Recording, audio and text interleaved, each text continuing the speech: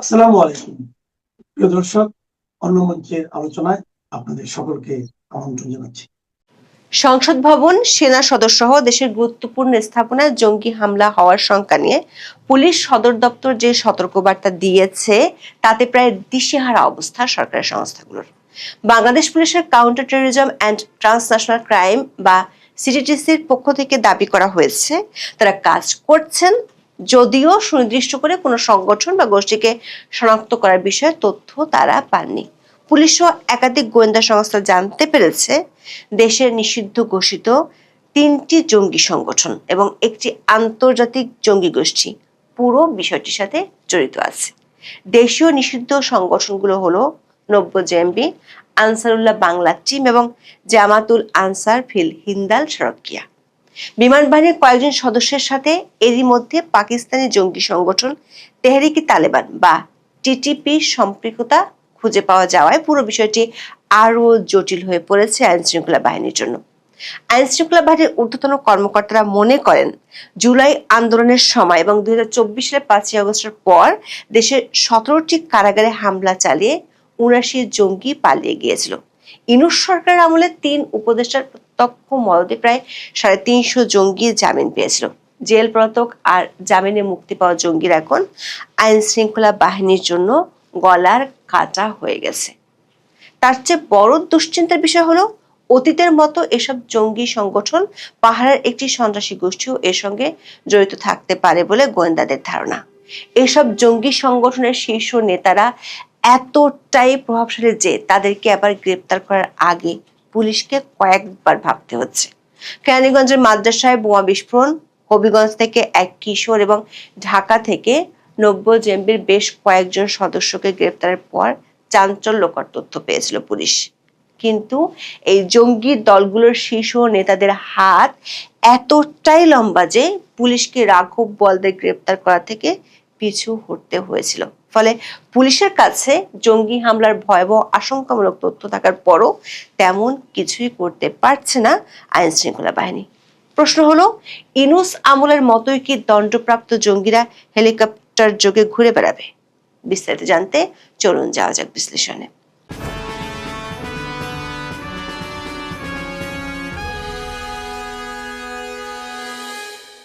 নিষিদ্ধ ঘোষিত একটি উগ্রবাদী সংগঠনের সদস্যরা জাতীয় সংসদ ভবন সহ দেশের গুরুত্বপূর্ণ স্থাপনায় হামলা করতে পারে বলে সতর্ক করে 23 এপ্রিল চিঠি দেওয়া হয় পুলিশ সদর দপ্তর থেকে।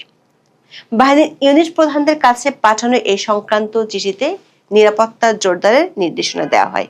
পুলিশ সদর দপ্তরের ওই বার্তায় সুনির্দিষ্ট করে উগ্রবাদী সংগঠনের নাম বলা হয়নি, তবে সম্প্রতি সংগঠনটির ইশতিয়াক আহমেদ সামি ওরফে আবু বক্কর আবু মোহাম্মদ নামে এক সদস্যকে গ্রেপ্তারের তথ্য দেওয়া হয়েছে।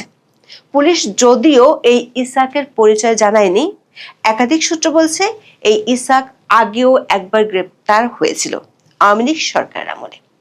2023 সালের ডিসেম্বরে সামরিক গোয়েন্দা সংস্থার তথ্যের ভিত্তিতে তাকে নারায়ণগঞ্জ থেকে গ্রেপ্তার করা হয়েছিল, কিন্তু অন্তর্বর্তী সরকার আমলে সে জামিনে ছাড়া পেয়ে যায়। 2023 সালের ডিসেম্বরে আদালত পাড়া থেকে 2 জঙ্গিকে ছিনিয়ে নেওয়ার ঘটনা সহ আনসার আল ইসলামের বহু গোপন পরিকল্পনার কথা জানতো এই ইসাক। এমনকি ছদ্মবেশে সে কারাগারে গিয়ে অন্য জঙ্গিদের সাথে দেখা করত। একাধিক সূত্র থেকে জানা গেছে এই ইসাক শুধু চাকরিচ্যুত 2 সেনা সদস্যই নয়, অনেক জঙ্গির সাথে পরিচয় আছে। এক্ষেত্রে তদন্তকারী সংস্থাগুলো বর্তমানে সক্রিয় এমন 3টি জঙ্গি সংগঠনের নাম খুঁজে পেয়েছে। এগুলো হলো জামাতুল আনসার ফিল হিন্দাল শরকিয়া, আনসার উল্লাহ বাংলা টিম ও নব্য-জেএমবি। বিমান বাহিনীর বেশ কয়েকজন কর্মকর্তার সাথে পাকিস্তানের জঙ্গি সংগঠন টিটিপির সম্পর্ক থাকার তথ্য গণমাধ্যমে প্রকাশিত হয়েছে। এই টিটিপির সাথে বাংলাদেশের জঙ্গি সংগঠনগুলোর মধ্যে সবচেয়ে বেশি সম্পর্ক হলো জামাতুল আনসার ফিল হিন্দাল শরকিয়ার। এই জামাতুল আনসার আছে ভয়ঙ্কর ইতিহাস। 2022 সাল থেকে এই সংগঠনটি টিটিপির জন্য লোক সরবরাহ করে আসছে। পাহাড়ি সন্ত্রাসী গোষ্ঠীর অধীনে অস্ত্র প্রশিক্ষণ নেওয়ার অভিজ্ঞতাও আছে এদের।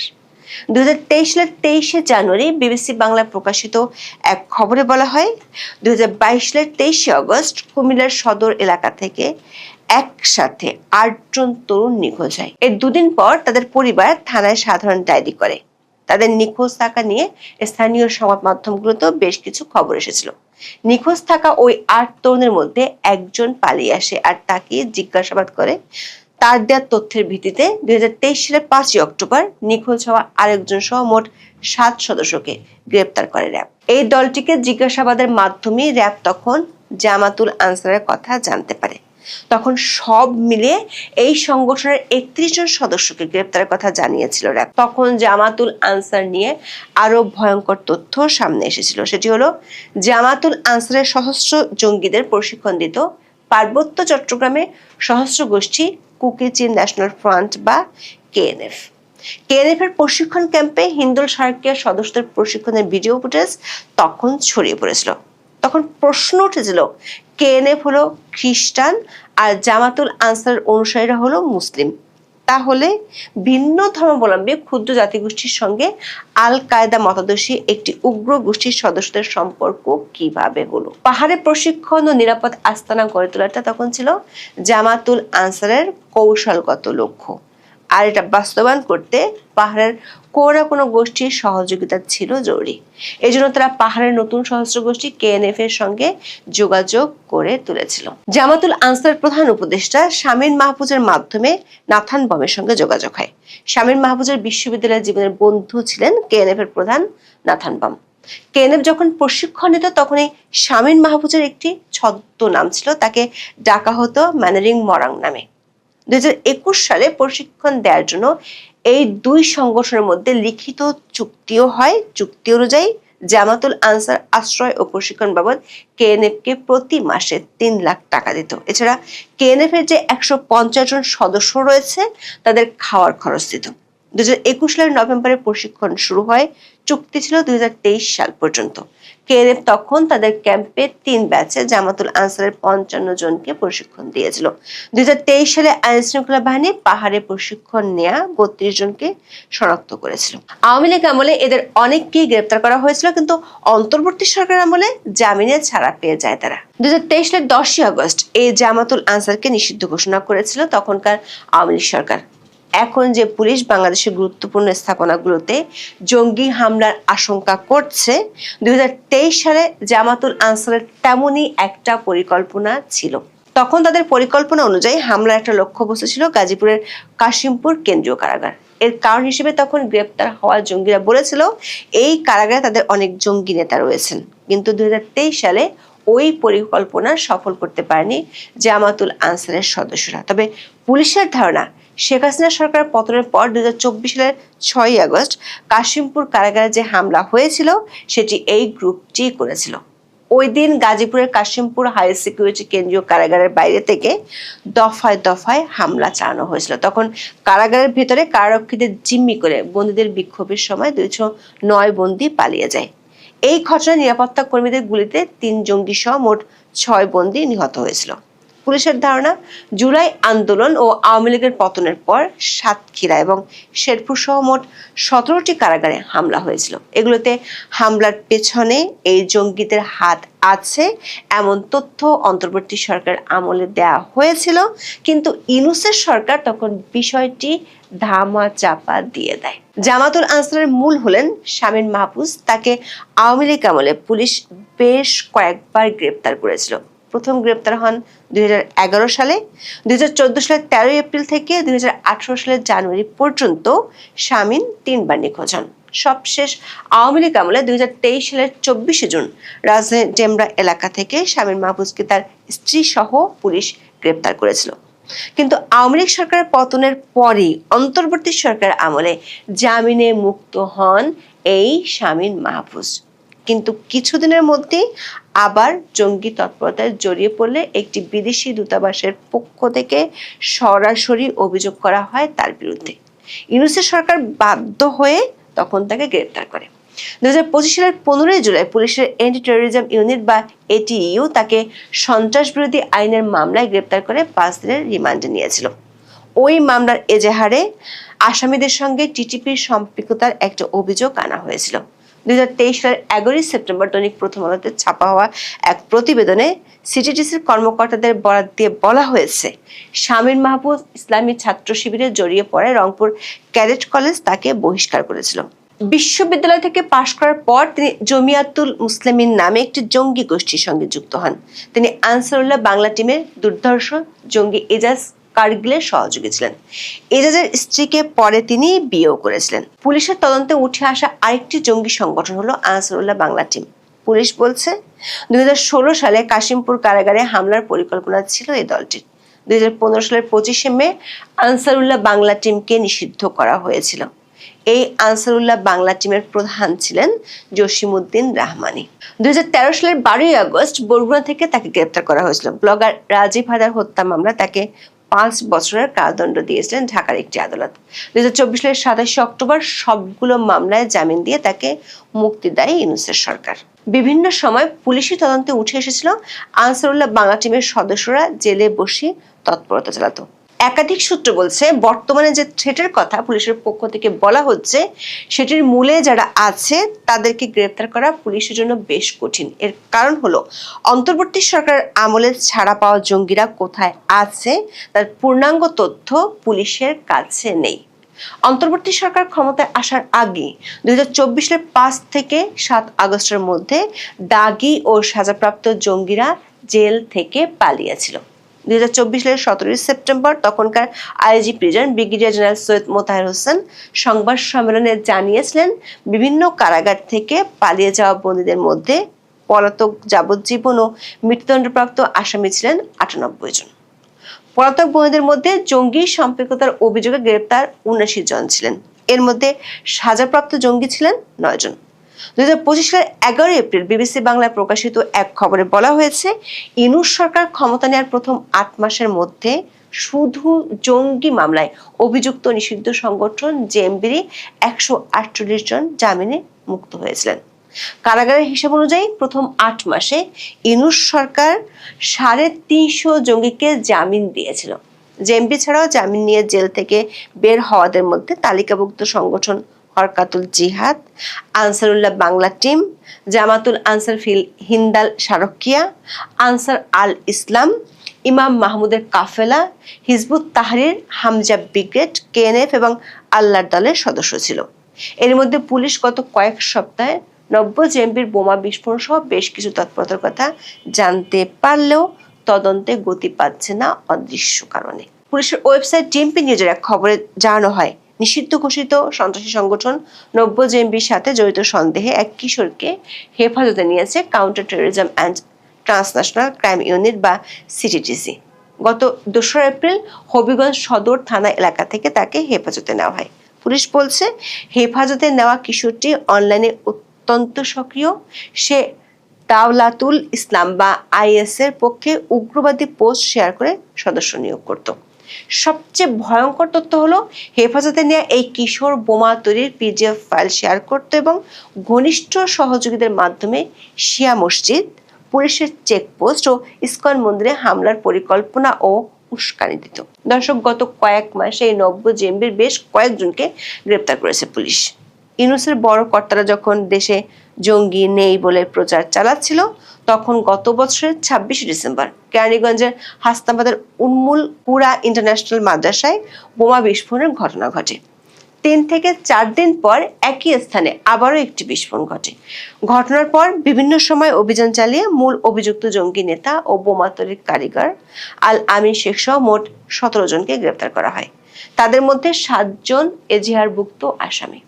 25 এপ্রিল বাংলা ট্রিবিউনের প্রকাশিত এক খবরে বলা হয়েছে, গ্রেপ্তারকৃতদের কাছ থেকে পুলিশ জানতে পেরেছে কেরানীগঞ্জের ওই মাদ্রাসা আস্তানা তৈরি করে বোমা তৈরি করা হচ্ছিল, যার মাধ্যমে দেশে অস্থিতিশীল পরিস্থিতি তৈরির পরিকল্পনা ছিল। তবে বোমা বিস্ফোরণের ঘটনাতেই তাদের পরিকল্পনা ভেস্তে যায়। গ্রেপ্তারকৃতদের জিজ্ঞাসাবাদে পাওয়া এসব চাঞ্চল্যকর তথ্য মামলার এজাহারে উল্লেখ করা হয়েছে। এমন চাঞ্চল্যকর তথ্য পাওয়ার পরও অদৃশ্য কারণে গত প্রায় 4 মাসও ঘটনার তদন্তে উল্লেখযোগ্য অগ্রগতি হয়নি। প্রশ্ন হলো, ইউনূস আমলের ধারা অব্যাহত রেখে এভাবে গতিহারা তদন্ত করলে কি সত্যি জঙ্গি হামলার হুমকি নিয়ে পুলিশ আদৌ কিছু করতে পারবে? সম্মানিত দর্শক, ডক্টর মোহাম্মদ ইউনূসের জামানায় যে একটি চুক্তি হয়েছিল, আগে এটা গোপন চুক্তি ছিল, এখন এটা প্রকাশ্যে চলে এসেছে। এই চুক্তির যে ধারা উপধারা এবং যেটাকে ট্রেড এগ্রিমেন্ট বলা হচ্ছে বা বাণিজ্য চুক্তি বলা হচ্ছে, এই বাণিজ্য চুক্তিতে যে সকল শর্ত দেয়া হয়েছে সে সকল শর্ত মানার কারণে বা সে সকল শর্ত মানতে বাধ্য হওয়ার কারণে আমাদের যে জাতিগত সত্তা, আমাদের যে সার্বভৌমত্ব, এটা নিঃসন্দেহে ক্ষুণ্ণ হবে। ২ নম্বর হলো যে আমরা মার্কিন যুক্তরাষ্ট্রে গার্মেন্টস এক্সপোর্ট করি। সেই গার্মেন্টস এক্সপোর্ট করে আমরা কয় টাকা লাভ করি, এটা একজন গার্মেন্টস ব্যবসায়ী হিসেবে আমি জানি। আমাদের দেশের গার্মেন্টস ব্যবসাটা একটা মোস্ট আনপ্রেডিক্টেবল বিজনেস। এখানে 5 বছর টিকে থাকাটা সৌভাগ্যের বিষয়, 10 বছর 20 বছর টিকে থাকাটা ব্যতিক্রম। আর এই ট্রেডে সেই শুরু থেকে এ পর্যন্ত সম্মানের সঙ্গে মর্যাদার সঙ্গে টিকে আছেন এইরকম গার্মেন্টস মালিক নেই। 80-র দশকে 90-র দশকে যারা এই গার্মেন্টস ব্যবসাতে যারা পাইনিয়ার ছিলেন, যেমন ধরুন অপেক্স গ্রুপ, আনিসুর রহমান সিনহা, তার কোম্পানিতে 1 লাখ লোক চাকরি করতেন, দেউলিয়া। মেজর মান্নান, তার আজিম মান্নান গ্রুপ ছিল, পরে সানম্যান গ্রুপ হলো। মান্নান সাহেব দেউলিয়া। ফজলুল আজিম হাতিয়ার যে এমপি ছিলেন, one of the biggest garments owner, দেউলিয়া। এভাবে কত জনের নাম বলবো? 100 জনের নাম বলতে পারবো, দেশি এবং বিদেশি বড় বড় কোম্পানিগুলো, যাদের কোম্পানিতে 50,000-এর উপরে লোক ছিল, 5 বছর 10 বছর পর দেউলিয়া হয়ে গেছে। কারণটি কি? এই শ্রমঘন একটি প্রতিষ্ঠান, যে প্রতিষ্ঠানে প্রচুর টার্নওভার হয়, প্রচুর লোক চাকরি করে, কিন্তু দিন শেষে মালিক শ্রমিক কারোর কিছু থাকে না। এবং আমাদের ব্যাংকগুলো, আমাদের রাষ্ট্র এখানে যে পরিমাণ বিনিয়োগ করে, এবং এই বিনিয়োগের একটা বিরাট অংশ আমাদের সাধারণ মানুষের কর থেকে সাবসিডি দেওয়া হয়। আর এই বিনিয়োগ করে আমরা যে এক্সপোর্ট করি গার্মেন্টসে, সেও কেবলমাত্র কর্মসংস্থান হচ্ছে, কিন্তু যে কর্মসংস্থান হচ্ছে, আপনি দেখাশোনা একটা রিক্সা চালালে মাসে 20,000 টাকা ইনকাম করা যায়। এমনকি একটা বুয়া, যে বুয়া 3 বেলা খাবার দাবার একটা বাসায় থাকে, খায়, সে 10,000-12,000 টাকা ইনকাম করে বর্তমান জমানাতে, খাওয়া সহ। হয়রা সেটা গার্মেন্টসে সকাল 7টার সময় যায়, রাত্রি 12টা পর্যন্ত ওভারটাইম করে সাকুল্য একটা মানুষ 20,000 টাকা ইনকাম করতে পারে না। ফলে ও, মানে গার্মেন্টসে যিনি ওয়ার্কার, তিনি সকাল থেকে রাত্রি 12টা পর্যন্ত কাজ করে 10 বছর 20 বছর কাজ করে একেবারে শূন্য হাতে ফিরেন, কেবলই মাত্র কৃতদাসের মতো। তাকে সারাটা জীবন এই গার্মেন্টসে বন্দি থাকতে হয়। গার্মেন্টসের মালিকরা একই অবস্থা। তারা ইউরোপ আমেরিকার যারা বায়ার, তাদের কাছে এইগুলো বিক্রি করেন, সেলাই করার যে পয়সাটা পান, সেইগুলো মানে খরচ বাদ দিয়ে 10 থেকে 15%-এর উপর নেট প্রফিট করতে পারেন না।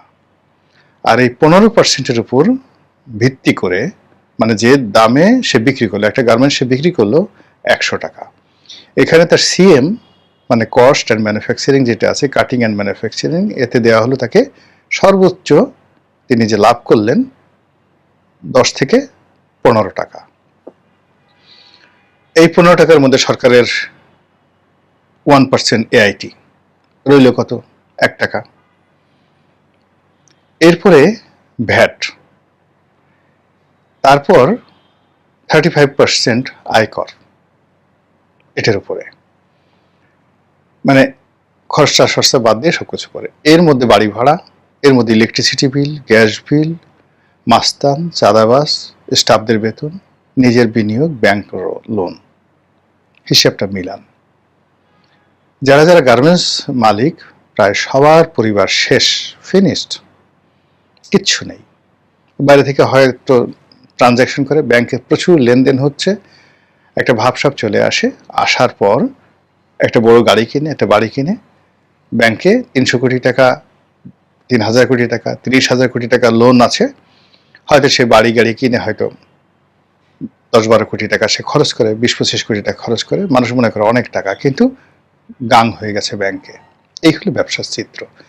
সেই ব্যবসা যদি আমরা বন্ধ করে দেই, সরকার যদি বন্ধ করে দেয় যে আমাদের বাংলাদেশে আমরা এখন আর কোনো গার্মেন্টস এক্সপোর্ট করব না, যা কিছু করব নিজেদের জন্য, এবং বিদেশ থেকে যারা আসবে তারা বাংলাদেশে এসে নগদ টাকা দিয়ে এখান থেকে কিনে নিতে হবে মাল, ফিনিশড, জাস্ট চীনের মতো। চীনের আপনি গুয়াংজুতে যান, সেখানে গিয়ে যে আমরা মালামাল কিনি, ফিনিশড প্রোডাক্ট সেখান থেকে, মার্কেট থেকে আমাদেরকে কিনে আনতে হয়।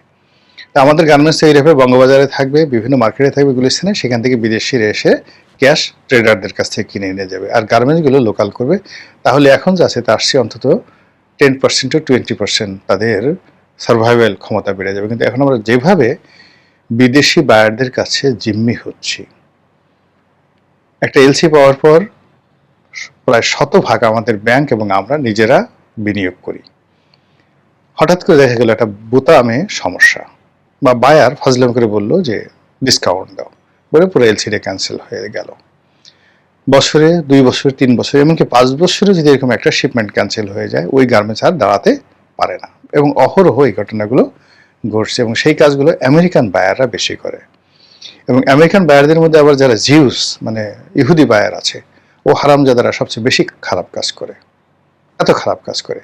তো সেই দেশে এক্সপোর্ট হচ্ছে, এবং আমরা বাংলাদেশে ধরেন $10 বিলিয়ন এক্সপোর্ট করছি। এই $10 বিলিয়ন উপরে কিন্তু তারা এখন 20% বা 19% তারা ট্যাক্স নিচ্ছে। তাহলে $10 বিলিয়ন যদি 20% আপনি ট্যাক্স ধরেন, তাহলে $2 বিলিয়ন। এই $2 বিলিয়ন তারা এই বাংলাদেশ থেকে আমরা এক্সপোর্ট করে ওরা কিন্তু আয় করে নিচ্ছে। আর আমরা এই $10 বিলিয়ন এক্সপোর্ট করার জন্য আমাদের সরকারকে অ্যাটলিস্ট ইলেকট্রিসিটি, অন্যান্য পোর্ট, কাস্টমস, এগুলো তো কোনো ট্যাক্স লাগে না, এই বাবদ অন্তত পক্ষে বছরে আমরা $2 বিলিয়ন সাবসিডিজ দেই। তো এই $2 বিলিয়ন আমেরিকার যারা সাধারণ মানুষ তারা নিয়ে নিচ্ছে, এবং আমেরিকার সরকার নিচ্ছে $2 বিলিয়ন। ফলে আমরা $10 বিলিয়ন এক্সপোর্ট করি, কিন্তু আমেরিকা লাভ করে $4 বিলিয়ন। সেই ব্যবসাটা টিকিয়ে রাখার জন্য আমরা এই আমেরিকার সাথে যে চুক্তি করেছি, গোলামের চুক্তি, সেই চুক্তির জন্য তাদের কাছে বিমান কিনতে হবে, তাদের কৃষি পণ্য আনতে হবে, তাদের সেনাবাহিনী যে সকল আর্মস ফেলে দেয়, রাস্তায় যেগুলো ফেলে দেয়, সেগুলো আমাদেরকে উচ্চ মূল্যে কিনে আনতে হবে, চীনের চেয়ে বেশি মূল্য দিয়ে, অস্ত্রগুলো বাড়ি ইত্যাদি ইত্যাদি সবকিছু। এই চুক্তি ডক্টর মোহাম্মদ ইউনূস করে গেছে। আর পররাষ্ট্রমন্ত্রী বলছে যে এই চুক্তি করার জন্য মানে আমেরিকার যে চাপ, এই চাপ ছিল তো অবশ্যই, কিন্তু ইউনূস সাহেব বা ইউনূস সাহেব সরকার, তারেক রহমান, জামাতের আমির বা বিএনপি বা জামাত, এনসিপি, এদের সবার সাথে আলাপ আলোচনা করে তারপরে শেষে এই চুক্তি করা হয়েছে। বোঝার চেষ্টা করেন যে কি পরিমাণ এখানে ডিপ স্টেট কাজ করেছে, ক্ষমতা রেজিম চেঞ্জ করে এবং ক্ষমতা আসার জন্য, থাকার জন্য। মানে এগুলোর কি ভাষায় এগুলো বর্ণনা করব? জবান সংযুক্ত রাখাটা, ক্রোধ সংযত রাখাটা, হৃদয়কে যে কথা বলছে বিশ্বাস করেন হৃদয়ের মধ্যে ধুক ধুক ধুক ধুক করছে। আমি এই দেশের মানুষ, আমার 14 গোষ্ঠী এই দেশে, আমার জন্ম হয়েছে, আমার বাপ দাদা 14 জেনারেশন, তাদের কবর এই দেশে। আমরা কখনো ওই কোন বিদেশ থেকে, কোথাও থেকে আমরা আসিনি। এদেশের কৃষি, এদেশের সবকিছুর সঙ্গে আমার রক্তের জড়িত। ফলে এই দেশের জন্য আমার মানে কি বলবো, এদেশের জন্য আমার অনেক কিছু করতে ইচ্ছা করে, অনেক কিছু বলতে ইচ্ছা করে। আর এই দেশের বিরুদ্ধে যারা কাজ করে তাদের কাউকে আমার ভালো লাগে না, সে যেই হোক না কেন, ডাজ নট ম্যাটার। এখন দেখেন আমাদের দেশের এই এখন ডিজেল সমস্যা হচ্ছে, জ্বালানির সমস্যা হচ্ছে, বিদেশি লোন দেওয়া থেকে শুরু করে এই মুহূর্তে এই অর্থ বছরে আমাদের $10 থেকে $12 বিলিয়ন বিদেশি সহযোগিতা দরকার। আমাদের লোকাল বাজেটারি সাপোর্ট দেওয়ার জন্য, বিদেশি লোন দেওয়ার জন্য $10 বিলিয়ন দরকার, বাজেটকে সাপোর্ট দেওয়ার জন্য অ্যাটলিস্ট 2 লক্ষ কোটি টাকার বিদেশি সাহায্য দরকার। 8 লক্ষ কোটি টাকা যদি আমাদের বাজেট হয় এই বছর, তাহলে সরকারের যে রেভিনিউ আর্নিং বড় জোর 4 কোটি টাকা, 4 লক্ষ কোটি টাকা, বাকি 4 লক্ষ কোটি টাকা বিদেশ থেকে, 3 লক্ষ কোটি টাকা বিদেশ থেকে নিতে হবে, আর 1 লক্ষ কোটি টাকা সর্বোচ্চ আমাদের বাংলাদেশ থেকে নিতে পারবো আমরা। কিন্তু ইতিমধ্যে নোট ছাপানো হয়ে গেছে 20,000 কোটি টাকা, আর 1,26,000 না কত হাজার কোটি টাকা ব্যাংক থেকে লোন নিয়েছে এই 2 মাসে। সংসার তো আপনিও চালান, রাষ্ট্র তো একটা বড় সংসার, এখন আপনি মিলিয়ে দেন কিভাবে হবে। এই বিপদের মধ্যে আমরা আছি। এখন একটা টাকা মানে কি? একটা টাকা এক মুঠো ভাত, মানে 7 দিন না খাওয়া একজন মানুষের কাছে এক মুঠো ভাত যেভাবে মূল্যবান, তেমনি এখন একটা টাকা বাংলাদেশের সরকারের কাছে মূল্যবান। এই সময় এখন আমাদেরকে আমেরিকা থেকে বিমান কিনতেই হবে। বিমান প্রতিমন্ত্রীর কথা শুনলাম যে 15টা বিমান আমেরিকা থেকে কিনতে হবে, যার মূল্য প্রায় 40,000 কোটি টাকা। আর সেই চুক্তি থেকে বাদ দেওয়া যায় না। আল্লাহর হস্তে কি চুক্তি থেকে বের হয়ে যায় না? কেন ক্ষমতায় থাকতে হবে? কেন মানুষকে ভয় পেতে হবে? কেন আমেরিকাকে ভয় পেতে হবে? পৃথিবীতে কি এমন অনেক দরিদ্র রাষ্ট্র আছে না? আমাদের সে দরিদ্র রাষ্ট্র যারা আমেরিকাকে তুড়ি মেরে উড়িয়ে দেয়। পৃথিবীতে কি এমন অনেক নেতা আছে না যারা আমাদের সাথে অনেক অনেক মানে যাকে বলে প্রজ্ঞা, মেধা, কিন্তু সারাটা জীবন জেলে কাটিয়েছে। আচ্ছা, ইমরান খান কি ইচ্ছে করলে আমেরিকার তাবেদার হিসেবে প্রধানমন্ত্রী থাকতে পারতো না? কিন্তু সে যে জেলে আছে, আপনার কাছে কি মনে হয় ইমরান খানকে মানুষ পৃথিবী স্মরণ করবে নাকি শাহবাজ শরীফকে স্মরণ করবে? কিন্তু এই যে বিমান, আমেরিকার যে 15টা বিমান, আমরা এখন আমাদের বহরে যেগুলো বিমান আছে এগুলো মেনটেন করতে পারতেছি না, এগুলো চালাতে পারছি না, এগুলো রুট নাই, এটা লাভজনক না। তার মধ্যে আবার এখানে 3 বিলিয়ন ডলার দিয়ে এই মুহূর্তে বিমানগুলো কিনতে হচ্ছে। সরকারের যারা কর্তা ব্যক্তি, আল্লাহ তাদেরকে হিকমত দান করুন, শক্তিমত্তা দান করুন এবং রুখে দাঁড়ানোর শক্তি তারা লাভ করুন, এই দোয়া করছে। আসসালামু আলাইকুম ওয়া রাহমাতুল্লাহি ওয়া বারাকাতুহু।